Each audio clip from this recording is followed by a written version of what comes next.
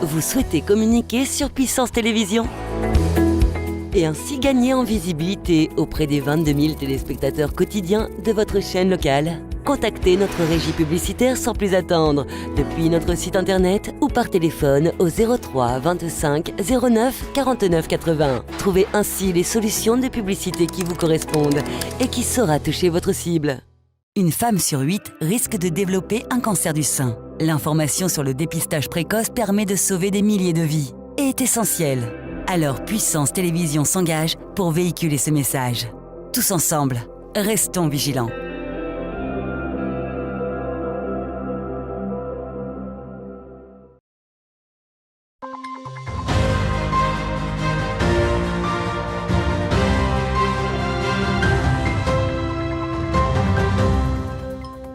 Bonjour et bienvenue dans votre nouvelle édition du 15 Info. Voici les titres de ce jeudi 26 octobre.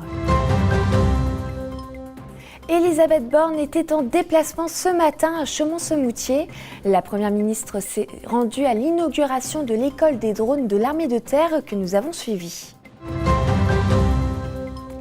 Cette semaine est dédiée à la 16e édition de la Fête de la Grue et de la Migration.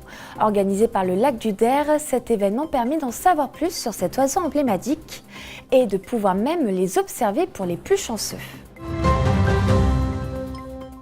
La Fabrique du Grand Est pose ses valises à Métallurgique Park. Dans le cadre de leur résidence artistique, un ébéniste et une céramiste travaillent depuis 2 mois sur un projet participatif. Les 2 artistes resteront au sein du musée jusqu'au 5 novembre. Dans le cadre du Festival de l'Écrit, le département de la Meuse organisait aujourd'hui une rencontre départementale avec plusieurs partenaires culturels pour continuer de lutter contre l'illettrisme. Ce matin, Elisabeth Borne était en déplacement dans la Haute-Marne.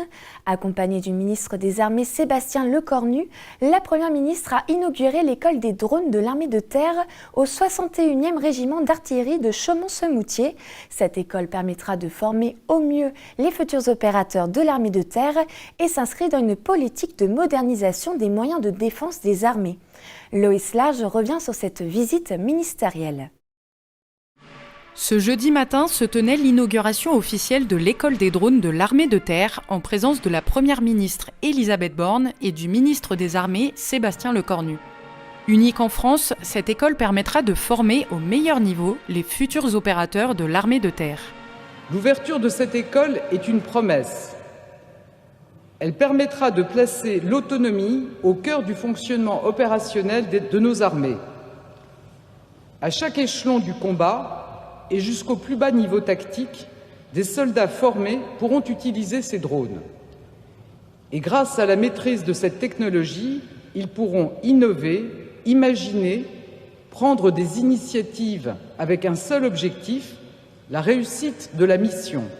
Après la remise de son fanion à l'école des drones, la chef du gouvernement s'est vue présenter l'école et toute la trame des drones utilisés par l'armée de terre. À terme, ce sont 72 personnes qui seront chargées de former le personnel sur l'ensemble de cette trame allant de l'appareil le plus petit, le drone du combattant, au plus grand, le drone du commandement. Les formations ont débuté au mois de juillet et chacune d'entre elles comprend de la théorie, de la simulation et de la pratique. Elles durent entre 1 semaine pour la plus courte et 2 ans pour la plus longue qui comprend différents modules. Depuis plusieurs années, le 61e régiment d'artillerie assurait déjà une formation de télépilotes dans le renseignement militaire. Cette formation accueillait en moyenne 1000 stagiaires chaque année.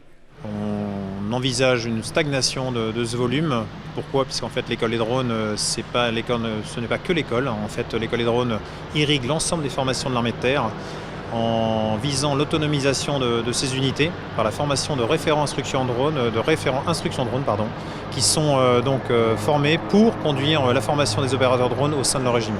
La création de cette entité spécifique s'inscrit dans la loi de programmation militaire promulguée en août dernier. Avec une enveloppe budgétaire s'élevant à 413 milliards d'euros jusqu'en 2030, dont 5 milliards dédiés uniquement au développement des drones, cette loi vise à rénover et moderniser les moyens de défense au sein des armées, avec comme objectif primaire la réussite des sauts technologiques. Moi, je suis ravie d'être là aujourd'hui, ravie de cette inauguration de cette école des drones au 61e. Nous sommes fiers, bien sûr, de l'implantation de cette école qui prouve que le 61e est un régiment d'élite, est un régiment d'innovation. Le drone, c'est très certainement l'un des outils d'avenir de l'armée française. C'est aussi un outil qui va se banaliser dans la vie civile. Et de ce point de vue, disposer ici d'une école de formation en drone militaire, disposer donc d'un savoir-faire reconnu grâce au travail du 61e régiment d'artillerie, c'est quelque chose d'extrêmement important, de très positif pour ce département. Avec l'ouverture de cette école, l'armée de terre assoit son ambition de devenir la première armée européenne en termes d'emploi de drones. En janvier dernier, le ministre des Armées Sébastien Lecornu avait annoncé l'acquisition de 3500 drones entre 2024 et 2030.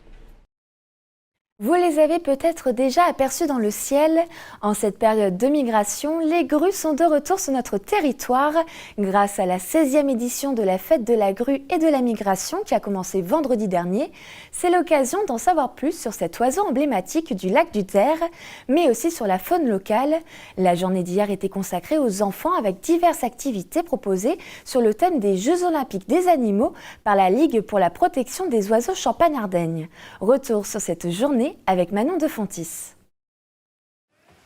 Bondir comme une grenouille ou un loup, bâtir un nid comme une corneille, ces enfants apprennent tout en s'amusant à mieux connaître la faune locale.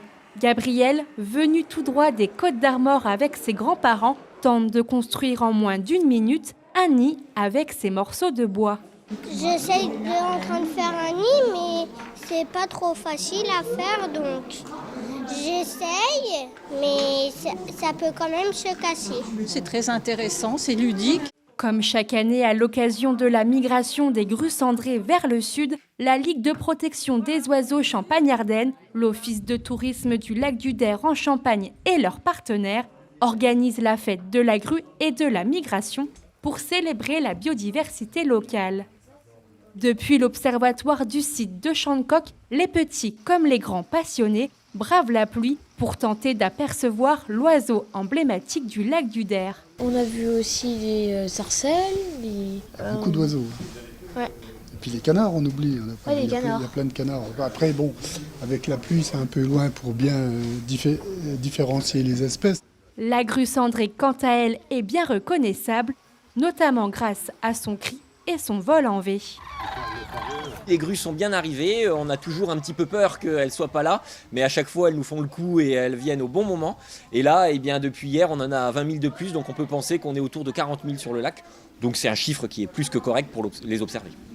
Lever et coucher des grues sur les rives du lac, sortie nature accompagnée, train aux oiseaux, exposition ou encore randonnée, la 16e édition de la fête de la grue et de la migration propose plus de 300 heures d'animation qui se poursuivront jusqu'au 29 octobre prochain. Les artistes prennent place à Métallurgique Park dans le cadre de leur résidence La Fabrique du Grand Est. Nicolas Mazzi et Virginie Deschamps travaillent depuis début septembre sur un projet participatif en 2 étapes. Ces artistes sont à la recherche de nouvelles techniques de création et proposent aussi des ateliers autour de la céramique. Brigitte Maestrassi et Nicolas Fontaine nous emmènent dans cette résidence artistique. Avec ces outils, Virginie imagine et crée des formes géométriques dans cette argile. Dans le cadre de la résidence artistique La Fabrique Grand Est, Virginie et son duo sont présents à Métallurgique Park pour rechercher de nouvelles techniques de création, mais aussi partager leur art avec les curieux lors d'ateliers pratiques. On mettra à sécher après. Et là... Originaires de Meurthe-et-Moselle, les 2 artistes sont venus s'installer en Haute-Marne pendant quelques semaines. Le but, renouveler leur art en s'inspirant notamment du passé industriel du département. La technique de la fonte, c'est des choses qu'on a expérimentées au cours de notre résidence ici, qu'on intègre petit à petit à notre travail. Et puis aussi, comme je disais, tout le travail de la métallurgie, tous les motifs qui en ressortent, tout ce travail ornemental aussi qui est lié à cette pratique, qu'on intègre petit à petit à notre travail d'artiste. C'est comme ça qu'on fonctionne en fait. On va de découverte en découverte et on agrandit notre vocabulaire sculptural de cette manière-là. En plus de leurs recherches, les artistes proposent des ateliers sur réservation À tour de rôle, ils vont animer des sessions poterie pour créer des carreaux de céramique. Chaque participant est invité à venir piocher dans la documentation qu'on a mis à disposition, qui sont des archives liées à la métallurgie. Donc soit relever un motif, une forme qui les intéresse, et donc le travailler sur un carreau. Et l'ensemble de ces carreaux vont être utilisés ensuite pour fabriquer, on aimerait que ce soit soit des pièces de mobilier, des bancs. Voilà, on est encore en train de réfléchir sur la forme finale, mais en tout cas, tous ces carreaux seront assemblés sur une même sculpture. Les artistes proposent encore des ateliers jusqu'à la fin des vacances scolaires, soit le 5 novembre. Une fois la résidence terminée, ne restera plus qu'à mettre la structure en forme pour une éventuelle exposition.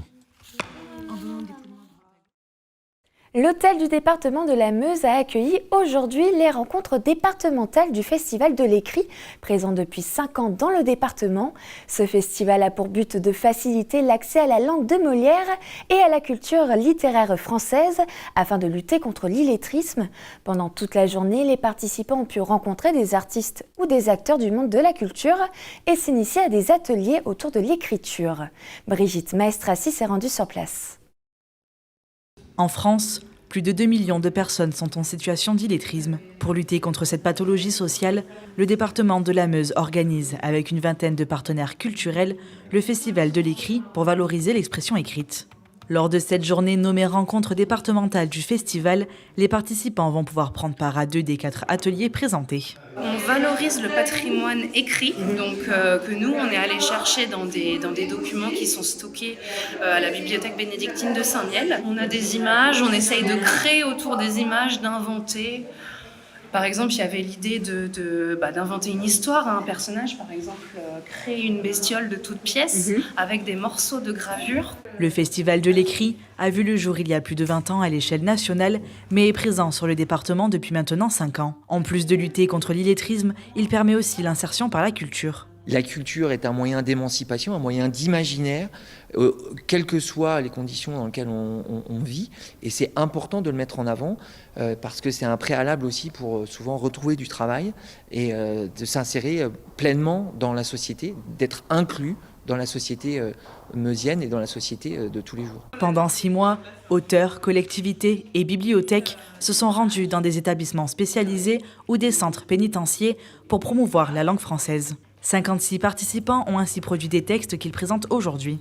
Accéder à la langue et à la culture, ce n'est pas un cadeau, c'est un droit.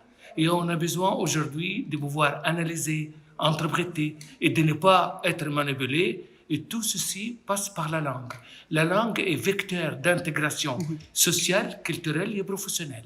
Pour l'édition 2023 de ce festival, 17 structures meusiennes ont participé aux différents ateliers permettant à de nombreux curieux de commencer un nouveau chapitre pour renouer avec l'écriture. C'est la fin de ce journal, merci de l'avoir suivi. On se retrouve demain à la même heure pour votre prochain point sur l'actualité. En attendant, je vous souhaite une très belle soirée sur Puissance Télévisions. Toute l'actualité en continu à retrouver sur notre site internet et notre application mobile. Retrouvez-nous sur le canal 373 de la TV d'Orange et sur le canal 953 des offres Freebox.